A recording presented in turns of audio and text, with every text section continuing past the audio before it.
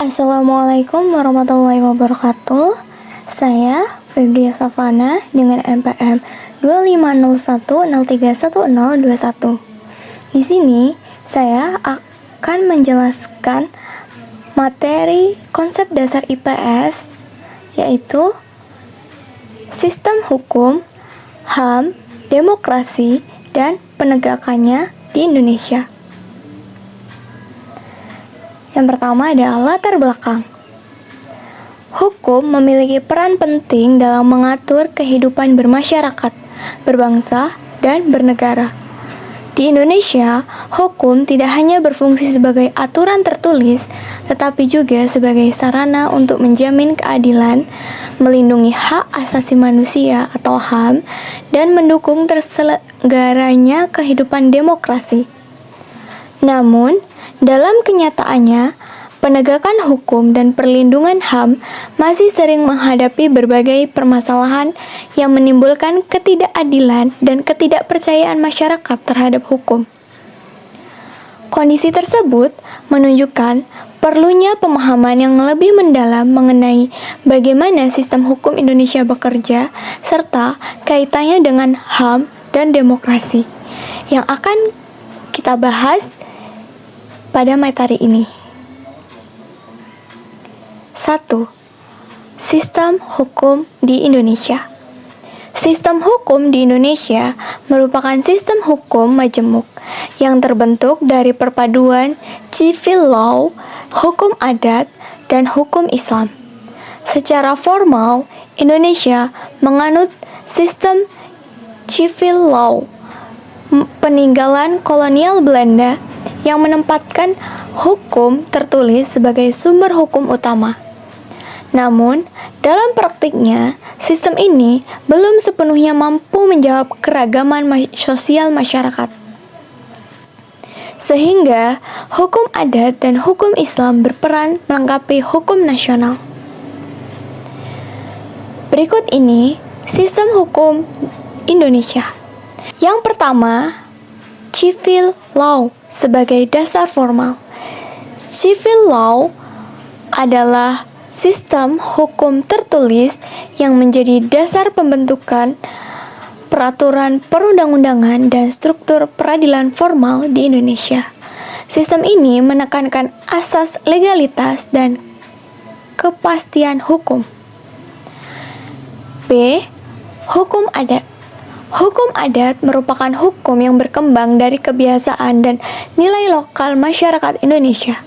Meskipun tidak tertulis, hukum adat memiliki legitimasi sosial yang kuat dan sering berperan dalam menyelesaikan sengketa di tingkat komunitas. C. Hukum Islam. Hukum Islam juga mempengaruhi corak hukum nasional karena mayoritas penduduk Indonesia beragama Islam.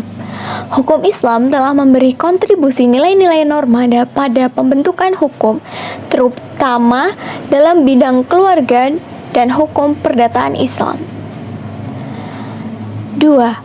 Hak asasi manusia atau HAM. Hak asasi manusia atau HAM merupakan hak fundamental yang melekat secara kodrati pada setiap individu. Di Indonesia, HAM dijamin dalam Konstitusi atau Undang-Undang 1945 dan diperkuat oleh peraturan perundang-undangan serta lembaga negara seperti Komnas HAM. A. Landasan Konstitusi.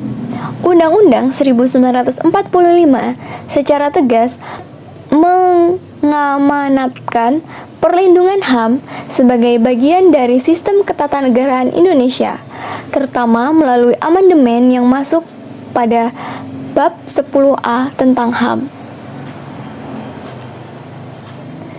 B. Implementasi HAM. Implementasi prinsip HAM menghadapi berbagai tantangan, meskipun kerangka hukum sudah tersedia. Analisis menyebutkan kendala seperti pendekatan keamanan yang represif, rendahnya pemahaman publik terhadap HAM, serta ketidakpastian hukum dalam penegakan HAM. C. Konteks perlindungan HAM dan demokrasi. Perlindungan HAM juga terkait dengan nilai Pancasila, di mana nilai-nilai kemanusiaan dan keadilan berperan sebagai landasan etis dalam perlindungan HAM. Namun, praktiknya masih menghadapi hambatan struktural dan budaya hukum yang lemah. 3. Konsep demokrasi konstitusional. Demokrasi konstitusional di Indonesia adalah bentuk demokrasi yang dijalankan dalam kerangka hukum tertinggi negara, yaitu UUD 1945 dan berlandaskan pada prinsip rule of law dan perlindungan HAM. A. Relasi hukum, HAM, demokrasi. Hubungan antara hukum, HAM, dan demokrasi bersifat saling menguatkan. Hukum berfungsi sebagai instrumen pengatur kehidupan sosial, HAM memberi landasan moral untuk menghormati martabat manusia, dan demokrasi menjamin partisipasi serta kebebasan publik. B. Demokrasi konstitusional Indonesia. Demokrasi di Indonesia pasca Reformasi 1998 semakin menekankan pentingnya perlindungan HAM dan supremasi hukum.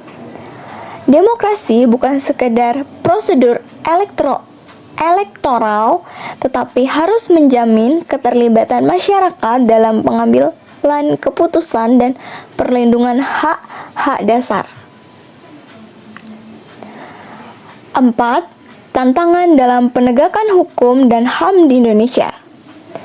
A. Kesenjangan antara norma dan praktik. Masih terdapat ketegangan antara hukum formal yang kaku dengan tuntutan nilai demokrasi yang dinamis, seperti kebebasan berpendapat dan perlindungan kelompok rentan. B. Lemahnya implementasi HAM. Tantangan implementasi HAM meliputi pendekatan keamanan yang berlebihan, rendahnya kesadaran masyarakat, serta lemahnya penegakan hukum HAM secara konsisten. C. Struktural dan kultural. Secara struktural, lembaga hukum dan lembaga HAM seperti Komnas HAM serta Pengadilan HAM masih memiliki keterbatasan dari sisi efektivitas dan independensi.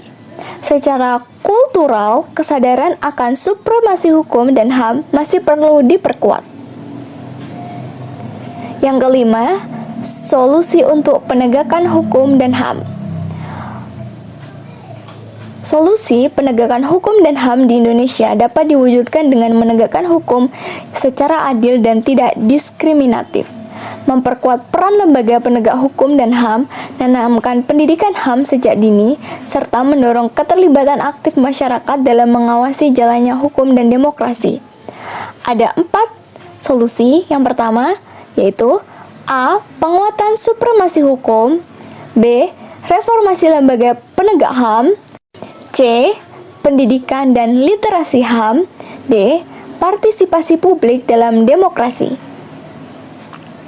Kesimpulan, Indonesia memiliki sistem hukum yang pluralistik dengan keberadaan civil law, hukum adat, dan hukum Islam yang saling melengkapi. Perlindungan HAM dan penerapan demokrasi konstitusional merupakan elemen penting dalam negara hukum Indonesia, tetapi masih menghadapi tantangan struktural dan kultural.